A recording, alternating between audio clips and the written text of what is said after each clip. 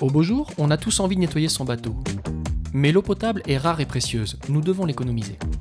Alors voici quelques astuces pour faire briller son bateau avec peu d'eau douce et même sans. Commencez par humidifier le pont avec de l'eau de mer.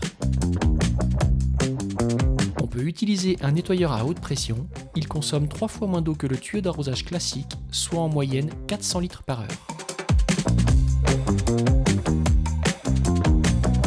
Le tuyau d'arrosage, lui, est à bannir. Il est très gourmand en eau et présente souvent des fuites au niveau des raccords. Enfin, comme c'est peu pratique d'aller fermer le robinet sur le ponton, on le laisse trop souvent ouvert sans l'utiliser entre deux sessions. Gaspillage. Mais il est possible de faire mieux. Allez, on rembobine. Commencez par humidifier le pont avec de l'eau de mer.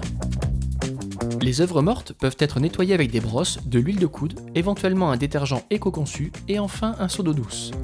L'avantage du seau est que le volume d'eau douce utilisé est tout à fait maîtrisé.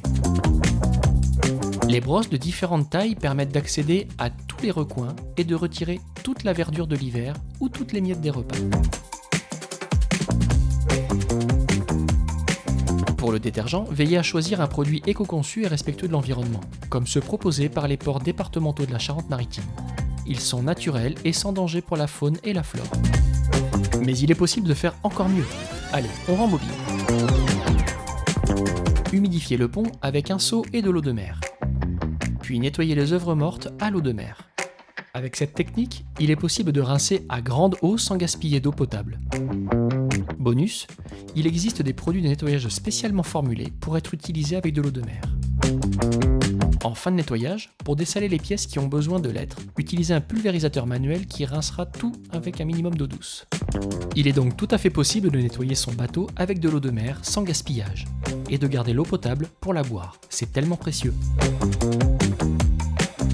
D'ailleurs, lorsqu'une borne à eau de ponton fuit, faire remonter l'information au port est un geste citoyen. Nous avons tous un rôle à jouer.